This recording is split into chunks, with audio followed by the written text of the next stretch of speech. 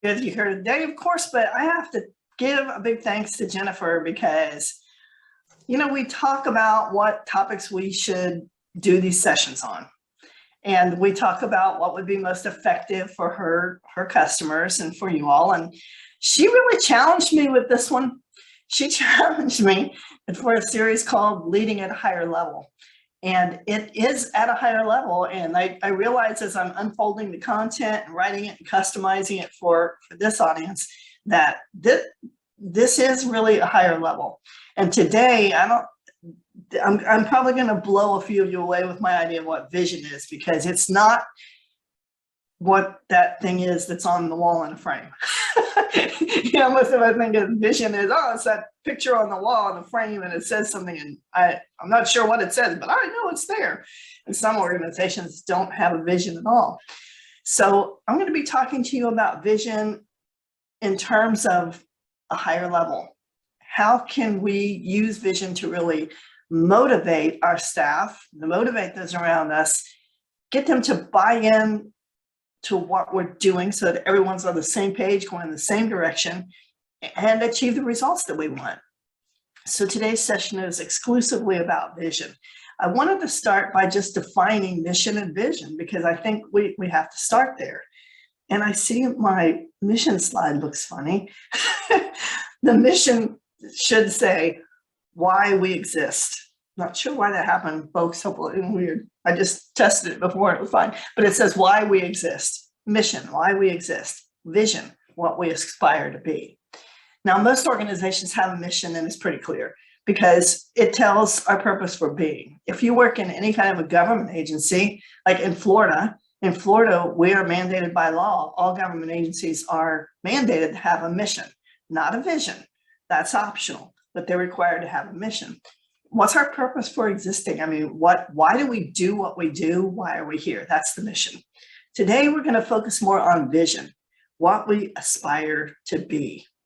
And like I said, this is probably a little different than what you think of as vision, but that's why this is exciting. It'd be boring otherwise, right?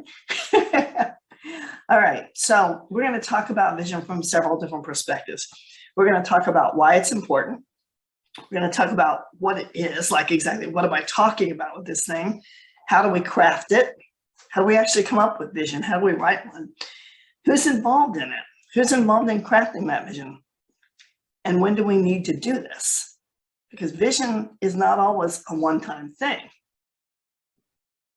I'll save that. So we're going to start with why. Why? Why do we even need to worry about this? Why is vision important? Like I said, a lot of organizations don't have a vision statement at all, and it's not something that's mandatory. So why do I think it's so important for us to have one in an organization? Let's talk about why. Last week, you may remember we talked about this model, a leadership model. And the way this works, in case you missed last week, it's simply this. This all starts with conception, like what you know to be right, what you know your mission is, what you know your vision is. The formula goes, when you conceive, in other words, define vision, define mission, define expectations, and they believe in your vision, in your mission, understand your expectations, then we achieve as a team. So as leaders, first we have to make sure we understand our role. We have to conceive the mission, the vision, the expectations, and the priorities. Only then can we expect people to climb on board with us and help us to get those results that we want. So today is really about getting those results we want. To conceive is to bring a thought or idea into being. Imagine, that's the definition, conceive. And this is a lot about self-awareness, as you'll recall from last week. Last week I said, this is when you're on an airplane and the flight instructions say, before you put on your oxygen mask, take care of the person next to you. This is the same kind of thing. We have to make sure that we understand what the expectations are, what the visions are, what the goals are, before we can effectively communicate that into reality. We have to understand where we're coming from. So we have to develop the vision, and then we have to share it along with the goals and expectations. And that will help us in defining priorities. Once we're very clear on what our vision is, what our goals and expectations are, and we can communicate that with others, then priorities become easy. What I'm talking about here, to put this in simple words, is your main thing. What's your main thing? I mean, if I asked you this question, what is your main thing? Could you tell me in one sentence, what's your main thing? Now, you may be thinking, well, my main thing might change from year to year, month to month, depending. I mean, certainly when COVID happened, a lot of us changed what we were focused on. We had to do something completely different. So our main thing changed. But here's why I'm bringing this up, because a lot of times we don't take time to really define our main thing. We don't know clearly what that is. And so we have a lot of people out there that are working really hard on wrong things. And this is where we get the vision. What need do you exist to fill? What is it that you do? What's your purpose right now? I mean, what do you really need people to be focused on?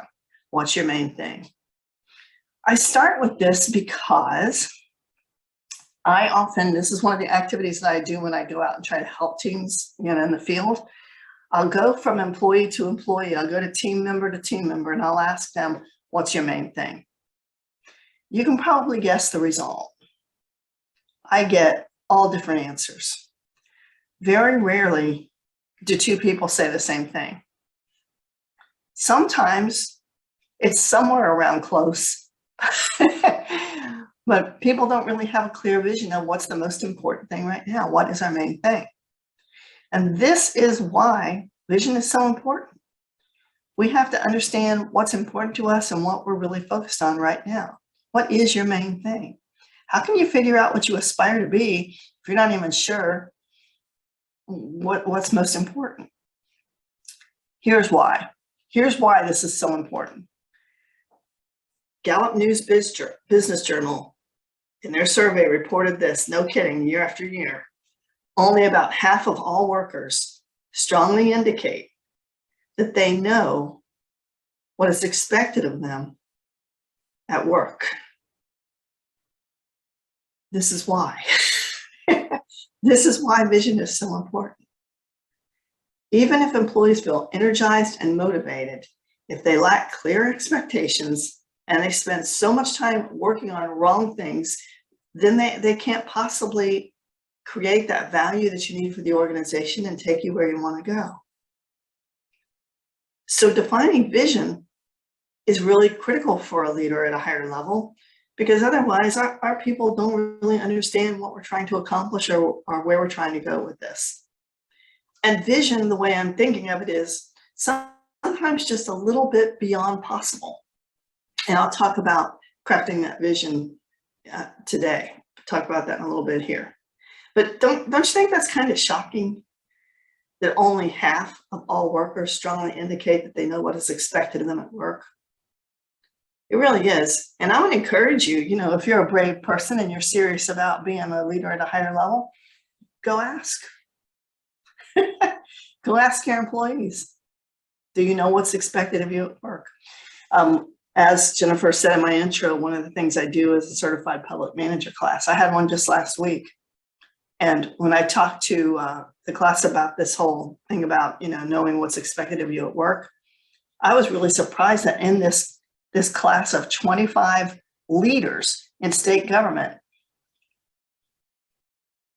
even more than half said, I confess I'm not really clear what my expectations are, but I work really hard. But nobody's told me I'm doing anything wrong, so I think it's okay. Is it? How can we all be going in the same direction if we aren't sure what that direction is? All right, everybody, let's go. Where are we going? It doesn't matter. Let's go. Right? What? So this is why vision is so important and why we really have to pay attention to this subject. And then we have to ask, okay, fine. Well, what exactly is vision anyway? I mean, what are you talking about? What does it look like? What is vision? Okay, let's talk about that. Now, I've already defined mission versus vision. And we know that mission is our purpose, why we exist, and vision is what we aspire to be. To give you an example of this, I'm going to use someone that we all know. Of course, I'm from Florida, so I'm a lot more familiar with Disney. I've been there a lot of times. I'm sure a lot of people have been to Disney at some point. But I want to show you their mission statement and their vision statement. This is Disney. Now, if you've been to Disney, you know it really is a magical place. It's a different world. It's like incredible.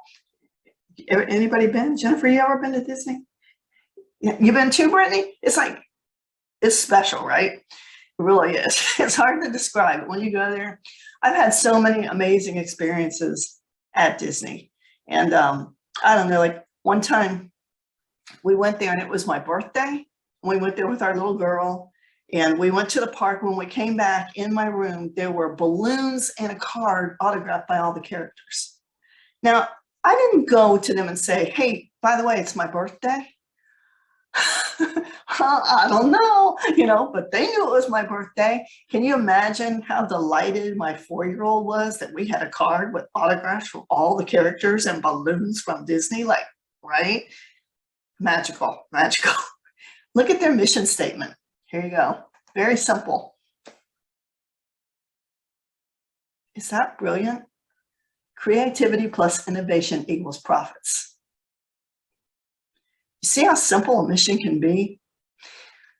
Many mission statements that I see are way too many words. It's really nice when they're short and succinct.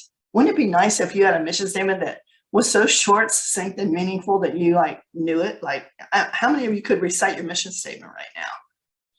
Probably not too many. Now, some of you might be able to turn that badge over because a lot of times they'll put it on the back of your badge so you can see it, Yeah. But isn't that brilliant? I mean, think about Disney. They innovate, they create, and when they do, profits. Their vision statement. Now, their vision statement is really interesting because, again, it's very simple, and yet it defines the essence of Disney. You ready? To make people happy, right? And you're all nodding going, oh yeah, well, that makes perfect sense. That's Disney. That's what they do, right? The cool thing is, one time I tested this out. I went on an underground tour. They have an underground at Disney World in Florida. And I went on this underground tour. And because one of the things I had heard was that the mission and vision are known by all of their employees. Everybody knows it. So I'm underground, and I'm seeing where their tunnels are and how they do all this, how they get all these supplies in here and everything. And I saw this guy pushing a pail. It looked like he was a janitor, And I said, excuse me, I want you to help me. I want to test out this theory. Somebody told me that if I even asked the janitor what your vision is, you could tell me. He said, hey, I make people happy. Like, whoa. I said, but you're a janitor. I mean, no disrespect, sir, but how does that make people happy? He said, you ever stepped in bubble gum? Did that make you happy? Well, I didn't let that happen. You ever seen litter? Yeah, that doesn't make you happy, does it? I pick up that litter. I make sure this place is clean. Whoa. Golden, right? So all of their employees understand how their job connects to the vision. That's what we're going for. How does my job connect to this vision? How do I contribute? A lot of you have younger folks in your workplace now. We're bringing in younger generations. And one of the things we know about our younger generations especially is purpose is important. They want to know what purpose they serve in this job. They want to know that you're doing something that helps the world, and how do I contribute specifically? This is where vision comes in. If I know my vision, if I know my job here is to make people happy, and I understand how my job connects, gold, right? Gold, yeah. Vision, wow. So now we understand the difference between them, and we know that vision is what could be, what we aspire to be. Helen Keller said this. I love this quote from Helen Keller. She said, the only thing worse than being blind is having sight, but no vision. The only thing worse than being blind is having sight, but no vision. I like that.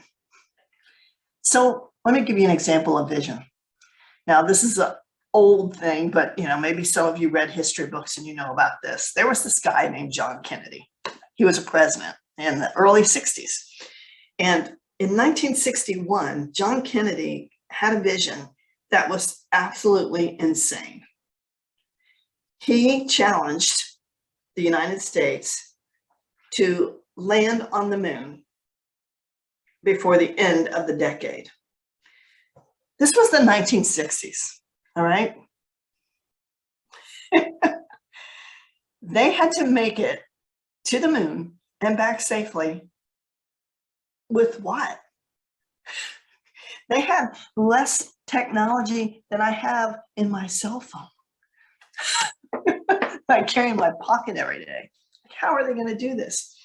He was so inspirational, though, in defining this vision and getting people behind him to believe in him, to align with him, to make this possible. It became a competition against the Russians who were trying to do the same thing and other things. People lined up behind him because he believed in it so much. And he inspired people to believe that we could do it. And when people started inventing and coming up with things to make us to be able to go to the moon, this thing gained momentum. And we all know that Kennedy was assassinated in the early 60s, 63, which is a terrible disaster. But in a way that kind of strengthened the vision even more. That people were determined to make it work because he believed in it. If he believed in it, then okay. And you guys know the rest of the story. July 20th, 1969, first man on the moon. Unbelievable. 1969, I still can't get over that. Because like we didn't even know what the internet was in 1969. We still had to use typewriters. Phones were wired. We didn't have phones that we carried around. 1969, amazing. But that's the power of a great mission. When it's simple and yet inspirational, and you believe in it and you help others to believe in it, that they make it happen. It's crazy. So let's try a little vision trivia just to show you the power of vision, okay? This is going to be a little trivia game. It'll be fun. So what I'm going to do is I'm going to show you the vision of a well-known organization, and your job is to see if you can come up with the name of the organization that promoted it, all right? So here's your first one. Put a computer on every desk and in every home. That was their entire vision statement. That's what they were trying to accomplish. Now, who could that have been? Put a computer on every desk and every home. Okay, I'm going to give you this one. Maybe you have some ideas. It's Microsoft. And this was 1975. Again, we had very little technology in 1975. People didn't have computers in their homes. And to think of putting a computer on every desk in every home in 1975, you can see how that was just a little bit beyond reasonable. Like, that, can we even accomplish that? And now we know Microsoft to be a software company. But in 1975, this was their vision. Now, what you see about this vision is that at some point, just the same thing with John Kennedy's vision, it has to change. You actually have, you hope to be able to actually do what seems impossible right now. It was impossible to go to the moon, but his vision didn't make sense once we had accomplished it. Then we needed a new vision. See how this is working? Same thing with this. This isn't their vision statement now, because this is silly. Now it's probably to put 10 computers in every home. Never mind, there's already 10 computers in every home. You know what I mean. Here, let's try another one. Let's try another one. How about this? Create a video player suitable for home use in both size and price. Again, this is kind of an old one. Did you guess Sony? Sony was a big maker of video players. This was one of their first. This is a Betamax. 1964. I don't know if anybody remembers when the first systems started hitting in the homes, but according to my research, it was around 1975. So they were working on this thing for like 11 years before they got there. See that vision, everybody's on the same page. Everybody's trying to accomplish something that's never been done before. Everybody's excited to do it. Even though it sounds crazy and impossible, we're all working towards this mission, this vision. You see what I'm doing with vision? Making sense? It's a little bit different than you think about it sometimes, right? because it means something. It's inspirational. It's moving people to want to accomplish something. Bring girls out of their cloistered home environments to serve in their communities and experience the open air. Bet you know this one. Yeah. This is the Girl Scouts in 1912. Yay, Girl Scouts. Julia Gordon-Low, their inventor. Yeah. So that worked in 1912. How about this one? Organize the world's information and make it universally accessible and useful. I bet you get this one. Because this one's still pretty on target, right? This is Google. But think about that. Google's incredible. You know, I mean, it's part of our lives now. It's like anytime you have a question, it's like, I don't know, but ask Google. And they have an answer. And what's the most amazing thing now is with our phones and everything, I can just say, hey, Siri, and I can ask her any question, you know, and she just tells me just like that. That's amazing what Google has accomplished. Wow. When they first started, how could you even get your head around that possibility back when Google first started? Huh? Amazing. All right, how about this one? Build a place where people can come to find and discover anything they might want to buy online. Yeah, this has got to be Amazon, right? Amazing. Yeah. Okay, one more just for fun. Bring inspiration and innovation to every athlete in the world. Just do it, Nike. Wow. So these are examples of vision and what I'm talking about. And you can see how these are inspirational. They're short and to the point, but they give people a real sense of direction. This is what we're trying to do. And when we accomplish this, we're going to have a new vision, right? So vision is not necessarily, like I said, just that thing, that poster you see on the wall that says, this is our vision. It's really much bigger than that when you're leading at a higher level. So defining vision. It's an imagined future condition. It's broader in scope than a goal because as you can imagine, all kinds of goals have to line up behind that vision in order to try to accomplish it, right? And it's really trying to create just unquestionable value for us. So this is what a vision is. Next question is who? Who's responsible for crafting this vision? Who's a part of this vision? Well, it's not just for CEOs. It's actually for leaders at all levels. It's something that supports the organization's vision, but it's relevant for their own department. And every member on the team can be encouraged then to develop their own vision. Let me show you a picture of what I'm talking about. Nesting dolls, right? So this is what I'm talking about. You have your vision, your mission is the tall blue doll. It's the one that's hanging on the wall. It's the organization's vision. Cool.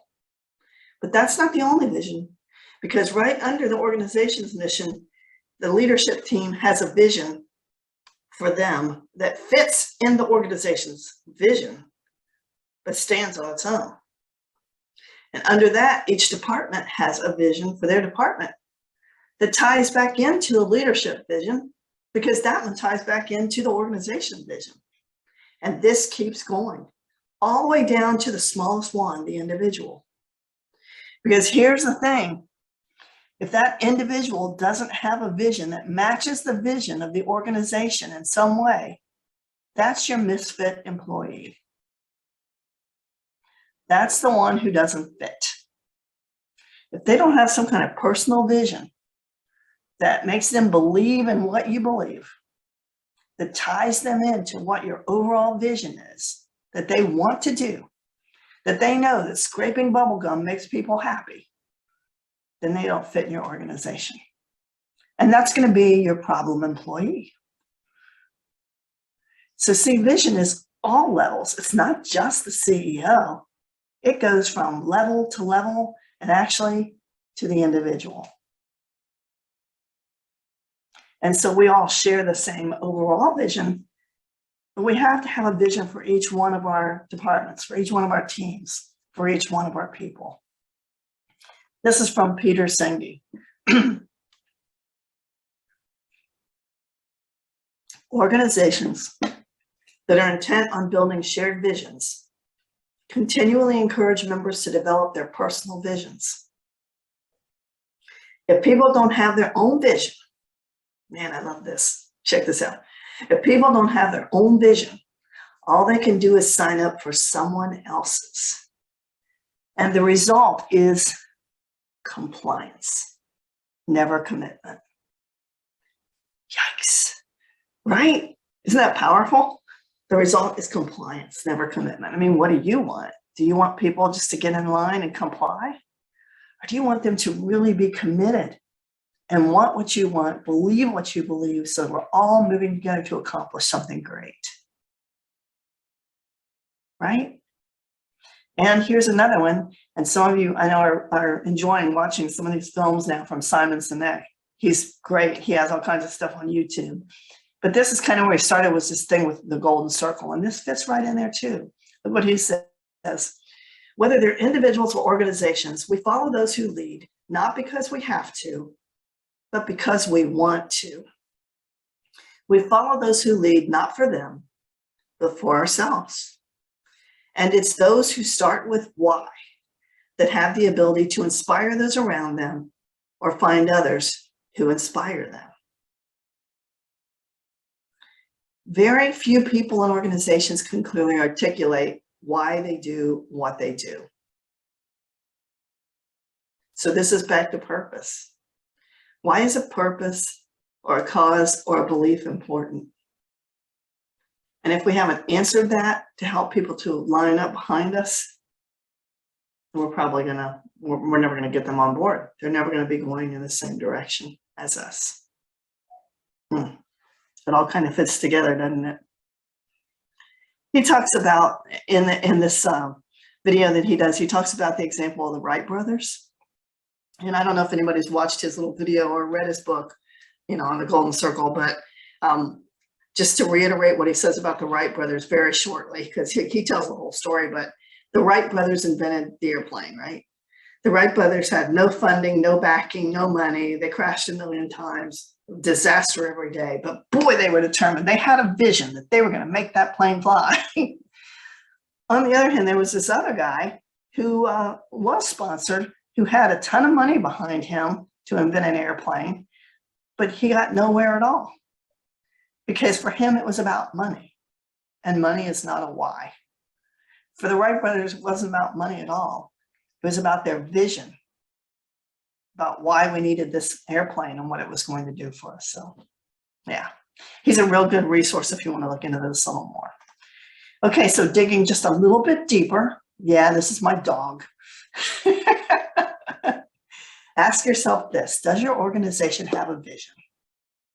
Now, if they do, that's where to start, because your vision is going to tie into their vision. If they don't, that's okay. That just gives you a little more latitude to develop what's right for you. Does each department have its own vision? Do you? Each department should have their own division, because each department is trying to accomplish something different to tie back into that main mission, right? That's why we have different departments, but we're all still one and in one organization with the same mission. And here's probably the big question: do you? Do you have your own vision? Like, what are you trying to accomplish where you are? What's just beyond impossible, but something that you really believe in, something that you want to accomplish? And does it tie into the vision of the organization that you're in? And if it really doesn't, if there's no way to fill your vision where you are, what are you doing there?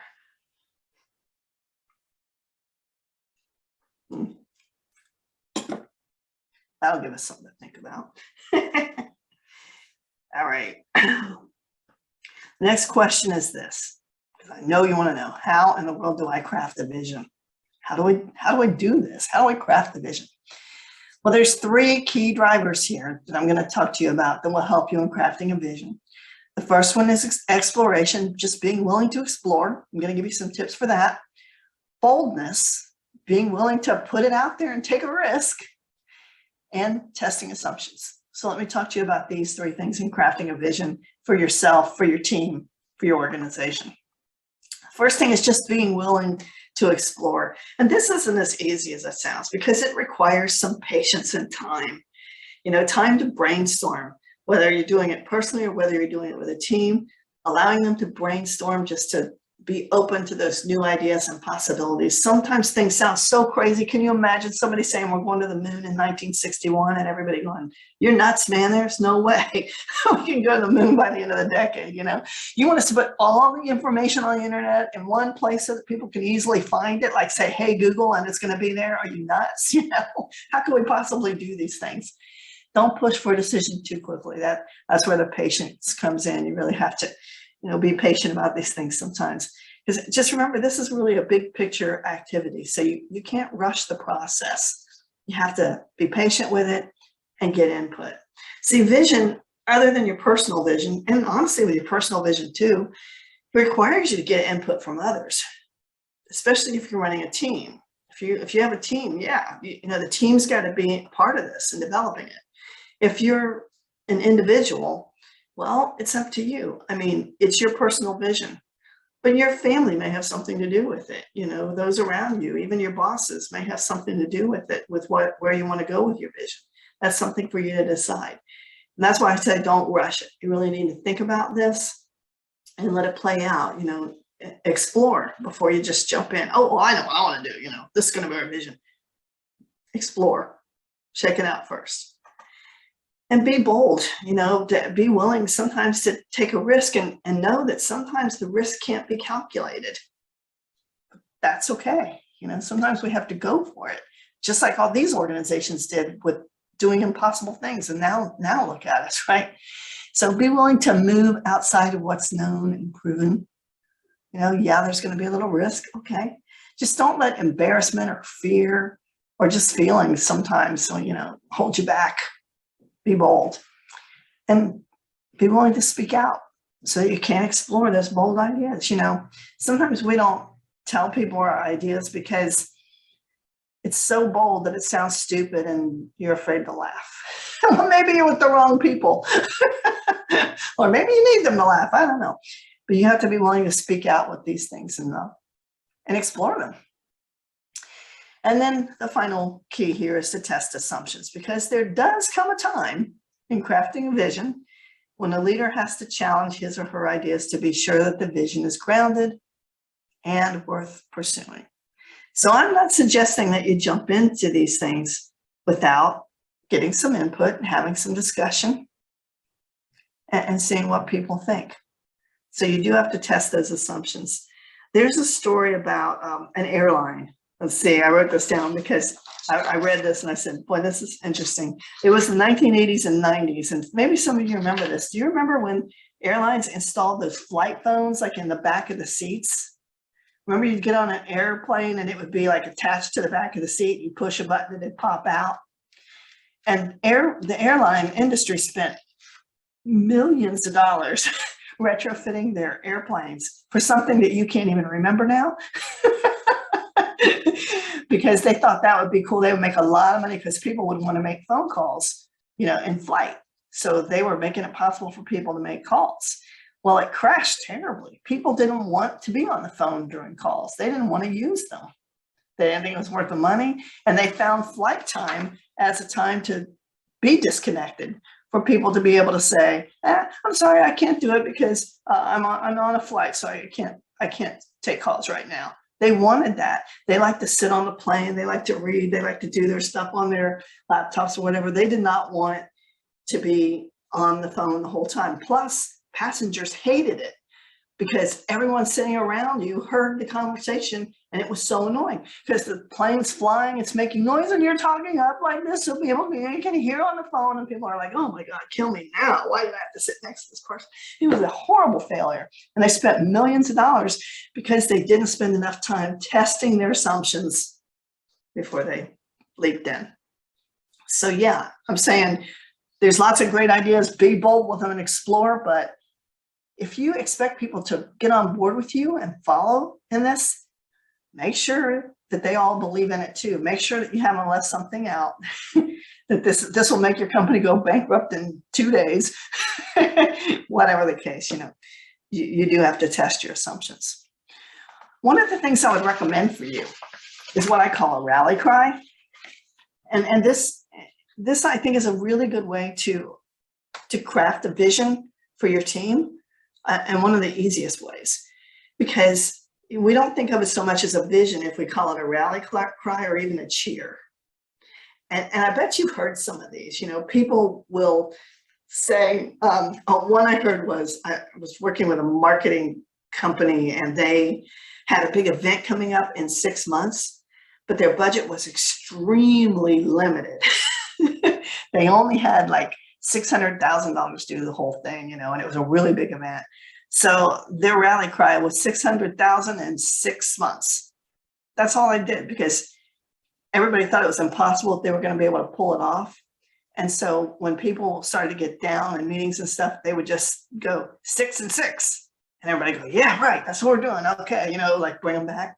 But the funniest one I ever heard, I have to tell you the story because I love the story so much. I wish I had it on video. I was doing a session with a healthcare provider who has multiple campuses of hospitals in Florida.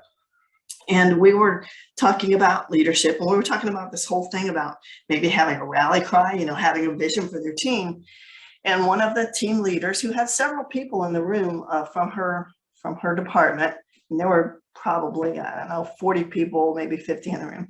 She raised her hand. She said, I think this is a good idea. And I just want to tell you, we already have a rally cry.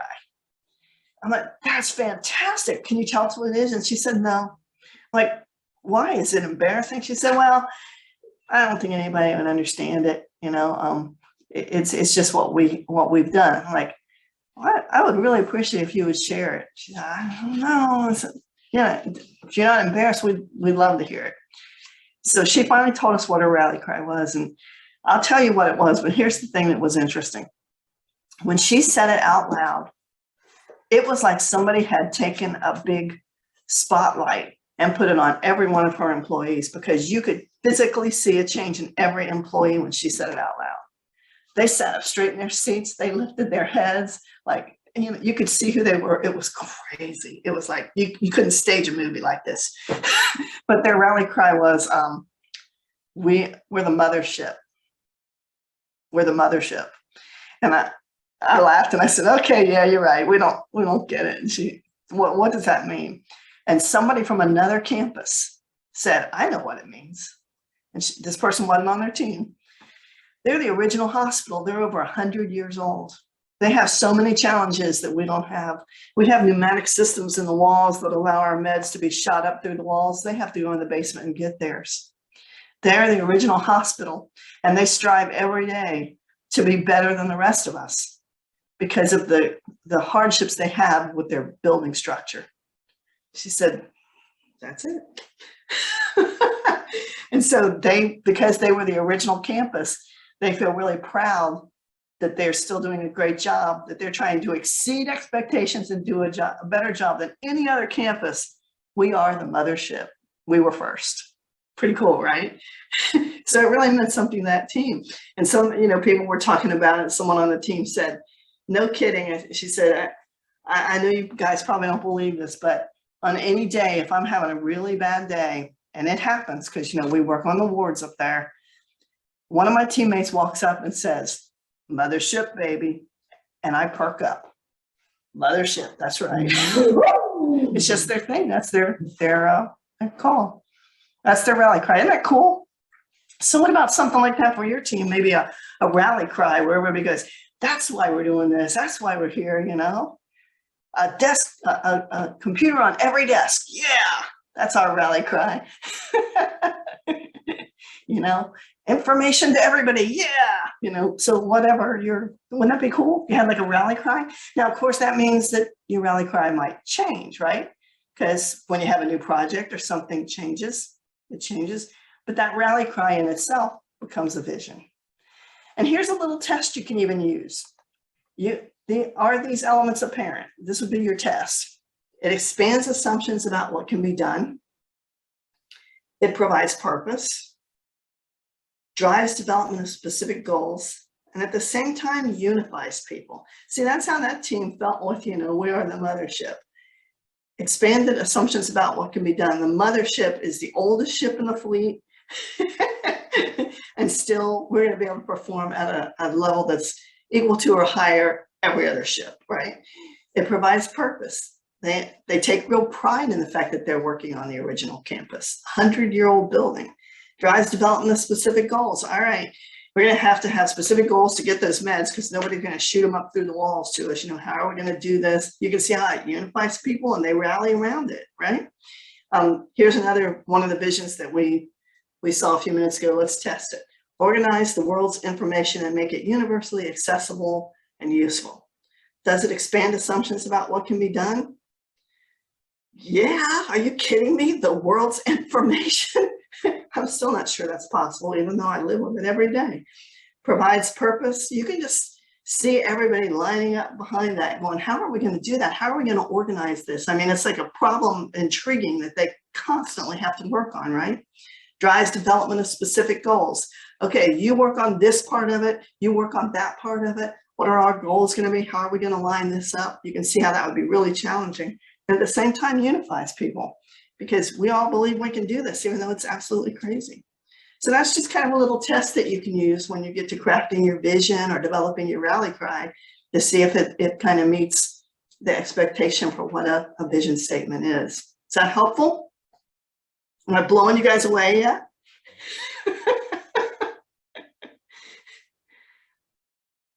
Jennifer, you have a comment? I think it makes us think about reading our own again and evaluating it with those bullets to see how it does that. I shared earlier what PJC's vision is, and then how the SBDC is another part of that, of helping PJC accomplish that. Yeah. Okay. Finally, the question is when? When is it necessary to do this thing? When do we craft the vision? When is it time to review the vision or change it altogether? And well, lots of times, say you have a brand new project.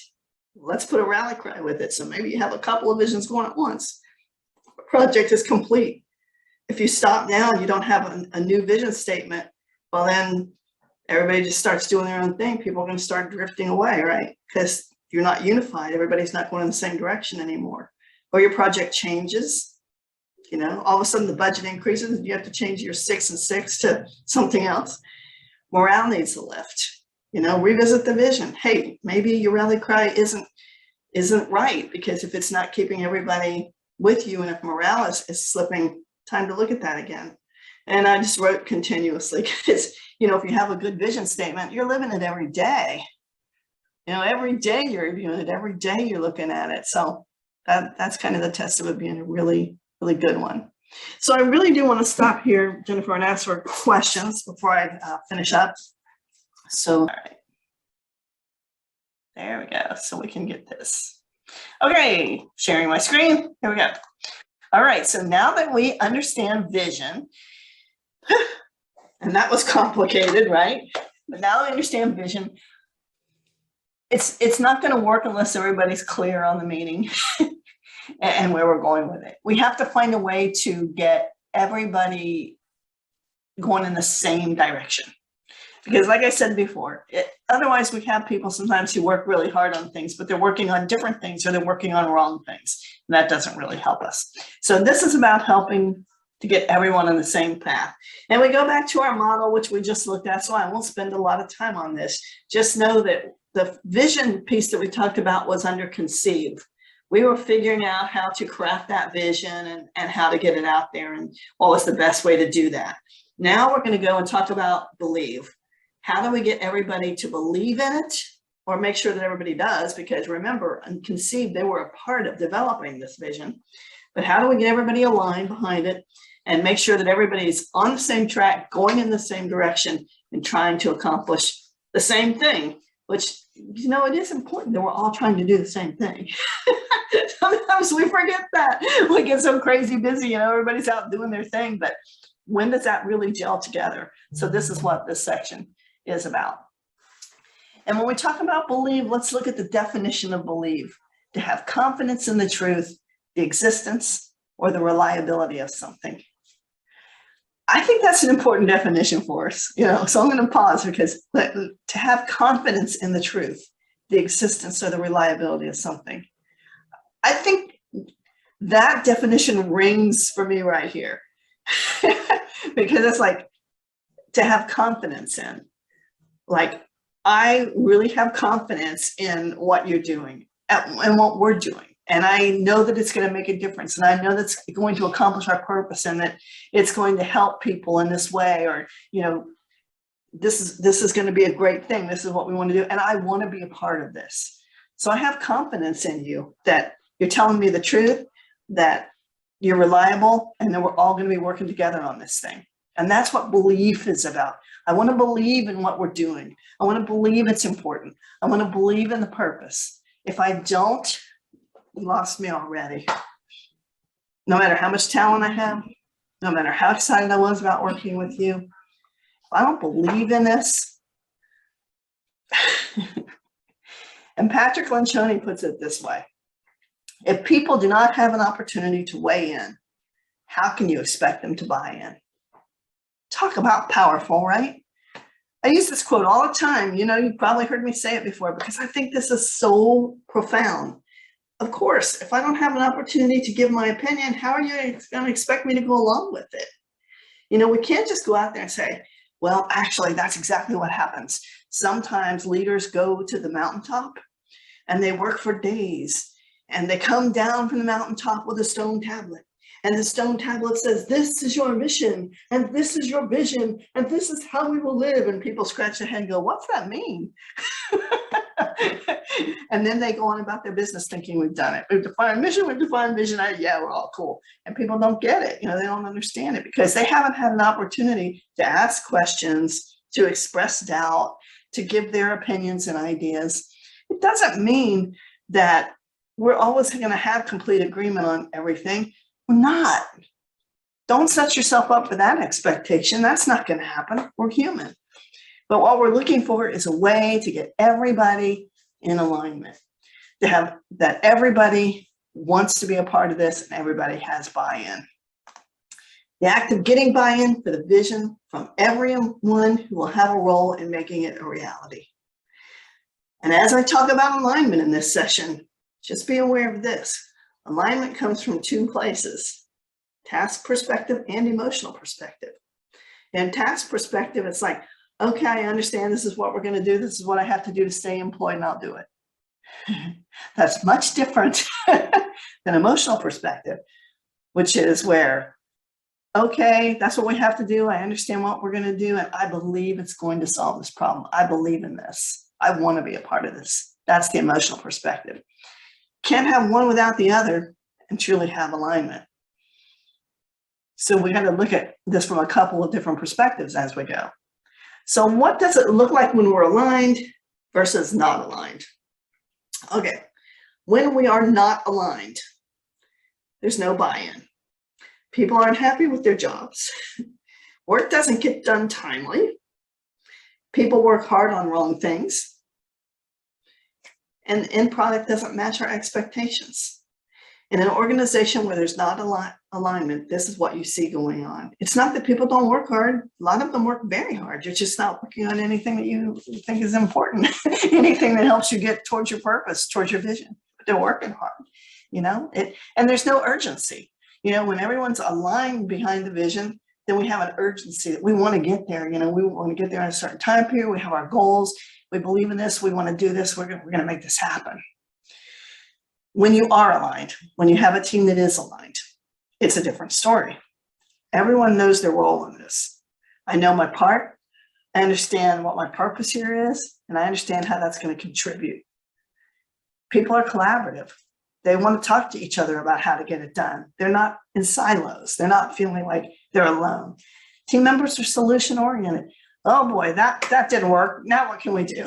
They want to find ways to solve problems. They're excited about it. They share ideas, and dialogue is abundant.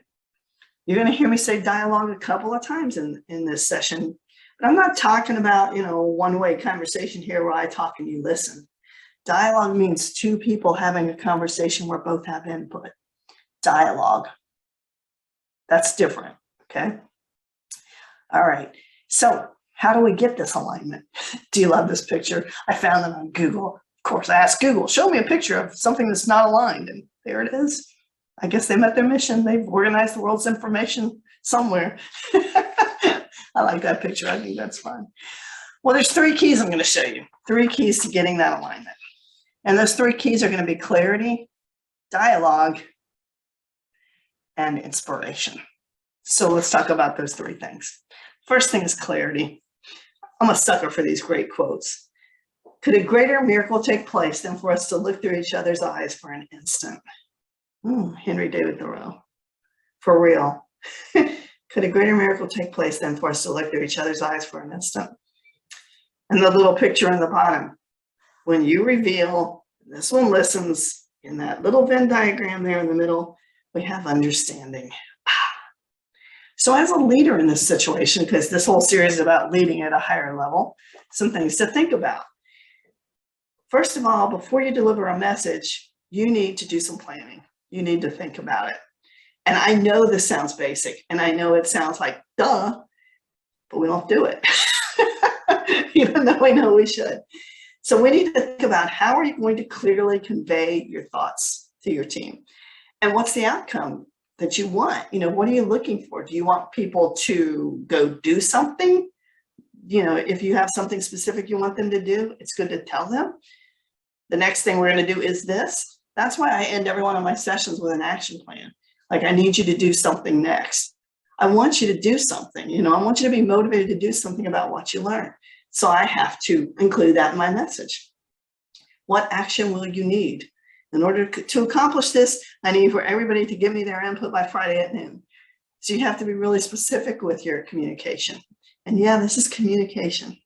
So making sure that you're really clearly explaining your thoughts, because we have to get clarity around their messages. When we talk about styles, Jennifer mentioned styles before. Here's what we know. That people, this is kind of like a continuum on this slide. There are people who are very impromptu. They'll just say what they're thinking. There are people that just think out loud. And then there are people that are more structured. And here's how this comes out. We go to a meeting. And in this meeting, actually, I had this happen to me. So I'll confess, this is my story, and this is not anything I'm proud of.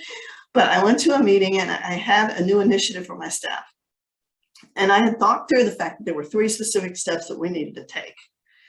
And I knew that it was going to take some time, and I explained that. And when I gave them the 3 steps, in my first team meeting with my first group, I told them, okay, so this is exactly what we need to do. 1, 2, and 3. So the meeting was over. I felt like I had really clearly defined that message. I'll be straight. I didn't spend a lot of time coming up with the wording or anything like that, because I can talk. You hear me. I can talk. Like, I don't need to do that. I'm a little more impromptu, So it was cool. So I went to my next meeting with another group, and I had to tell them the same thing. And, I'm a little more impromptu. So I told them the same message. And I said, here are the things we need to do. 1, 3, and 2. I presented them in a different order, not on purpose. Just did, because I was just like, I'm remembering the 3 things we have to do, and I remembered them in a different order. A week later, I realized that we were going in different directions, these 2 teams. And I'm baffled. I went in, I gave them the same message. Why are we going in different directions? It took another week for me to figure out that the second team had gone right to number 2, which was number 3 on their list. I know that sounds goofy, but it happens all the time. I hadn't delivered a consistent message, and they got confused about priority order of tasks and thought one should come before the other. And I actually didn't realize it until 2 employees came to my office to say they were having a disagreement because this had to happen first, and the other was saying, no, it doesn't. According to what you said, this has to happen before we can do that. And I'm slapping my head going, you're kidding me. This is my fault. I didn't even realize. So that whole thing of being impromptu, it's a nice talent to have. But when you're getting ready to deliver a message to your team and you want them to align behind you and everybody go the same direction, yeah, better deliver the same message. So you need to take some time to structure that message. And what does that structure look like? It's this simple. My message, take a little index card, write this out for yourself. The purpose of communication in less than 10 words. To convey the new policy on such and such. Talking points. Here are the things we need to do. And I list the 3 points so that I deliver them the same every time, because I'm going to carry this little card with me. 3, what's next? So I make myself a little cheat sheet like this. I know for some of you, you're going, I don't need that. I can do that in my head. I know you can. But when you get up to talk to your team and you say it a different way, you're sending a different message. You write an email, you say it a different way, it's a different message. You see somebody in the hall at the water cooler, you're talking about them, you present it in a different way, it's a different message. That's how messages and communication get mixed up all the time. So we're going to have to stick more towards structuring our messages to make sure that we deliver the same message consistently all the time. We want people to go in the same direction, they need to get the same message, right? Another thing we do is we have a tendency to either use our intuition or to explain our rationale. Again, this is like a continuum. And when you look at personality styles, you see people who just always use their intuition. I mean, they just go with their gut. I know what to do. I just have a feeling this is right. And other people, they sometimes over-explain their rationale, right? They're like, oh my gosh, enough already. I get it. I don't want to hear all this. So you can think about yourself personally with these and where's your style? I mean, where do you think you are on this continuum? And for me, you probably guessed it. I'm a little more towards using intuition, because I want to deliver the message and get to the next thing. But let me ask you this. Think about yourself. Somebody comes to you and they say, Jennifer, I have this new thing I want you to do. This is what you need to do. What's your first question for me? Why? Why do you want me to do that? Right? And I'm an overt explainer. Oh, you're good for you. You might back it up just a little bit. We don't want to be at one extreme with the other. But, people want to know why. Why are you saying this? Why do you want to do this? Why does it have to be this way? If I don't explain that rationale and just rely on my intuition, how do I expect people to line up behind me and want to do it? Because they want to understand why, right? So when we offer intuition, we usually communicate more with our personal feelings and our opinions rather than facts and logic. When we explain our rationale, we communicate it usually with fact and logic and tell the why. People want to know why. That's the first question that comes up when we're told we're going to do something new. Why? Why are we going to do this? It's just fine the way it is.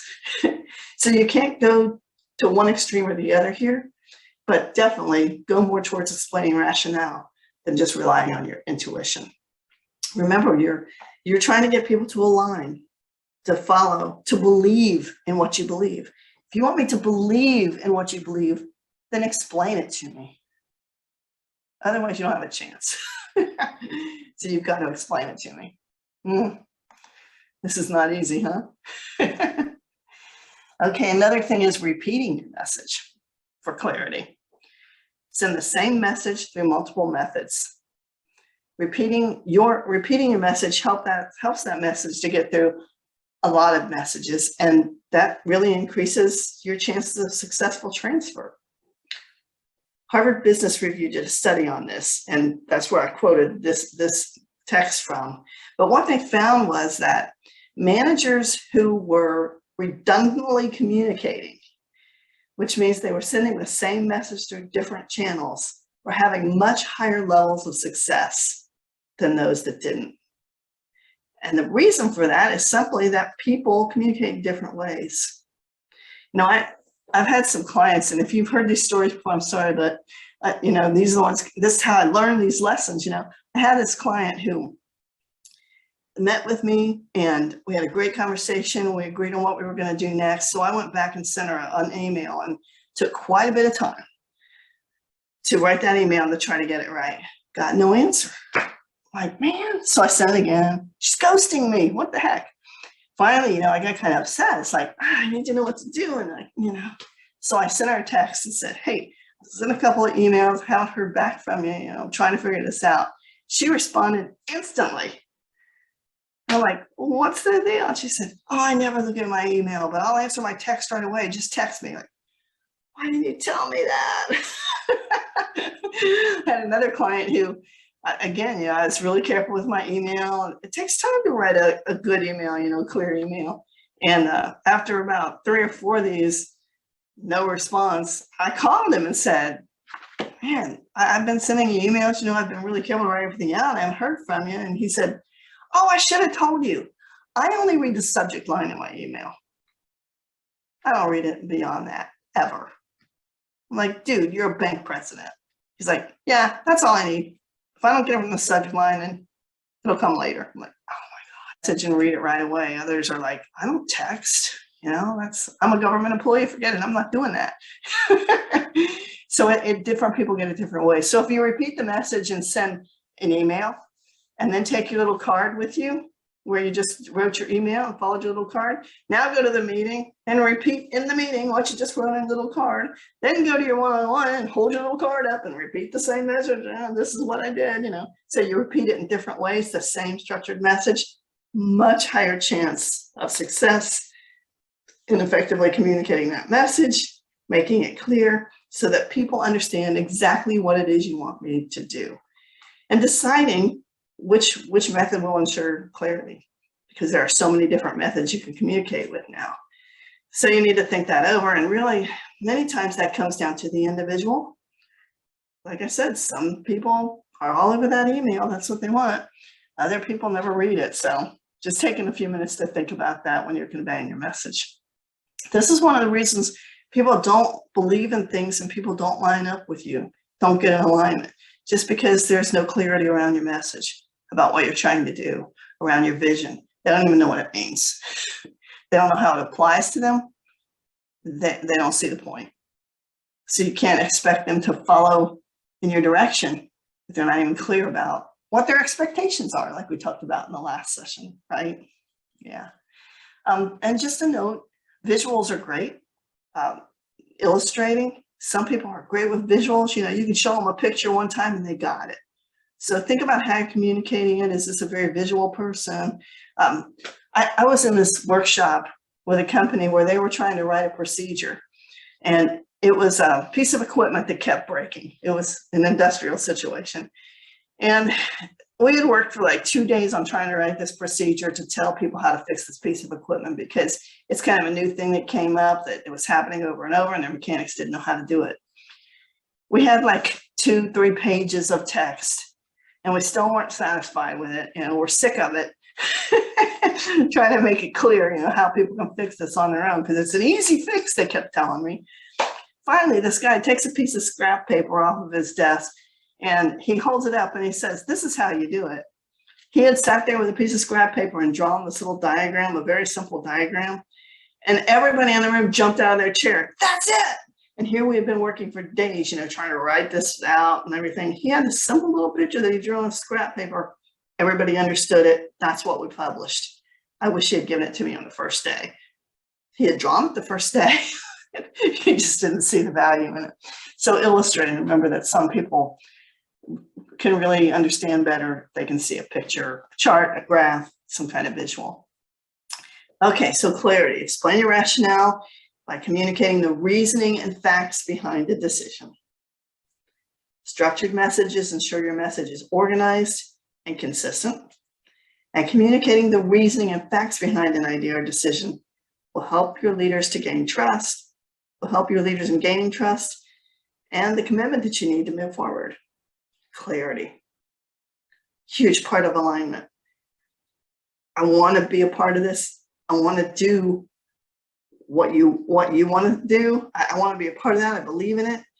But how can I do a good job if I don't see it clearly? So clarity is huge, right? All right, that's the first key. Next, let's talk about dialogue. And as I said, when we talk about dialogue here, we're talking about exchanging perspectives, not presenting information. Here's what we're going to do. This is exchanging perspectives, 2 people or a group having a conversation so that others get to share their point of view and everybody is part of the conversation. So let's talk about how to do dialogue. All right, so the first thing is that just an open, relaxed environment. And how do you do that? Well, you know, there's different ways. I know that we are all familiar with having meetings. Honestly, with my staff, I tried some different things over time. And when I had a really serious problem, I found the most effective way for me to create an open and relaxed environment. You guys will laugh, but I had milk and cookie meetings. Yeah. When it was really serious, I would invite them for milk and cookies. And sure enough, I'd bring milk and cookies. And it would just, everybody would come in and it's like, oh, this is so sweet. And we just had some of the best conversations, you know, when we were, everybody felt relaxed and they opened up with me and shared opinions. And it was a really nice way just to create that open environment. But it's really about, you know, having meetings where everybody's invited to participate and everybody feels good about it. Jennifer, you look like you want to jump in. Okay, now I'm all up for a milk and cookies meeting, you know. Sign me up. Everybody is.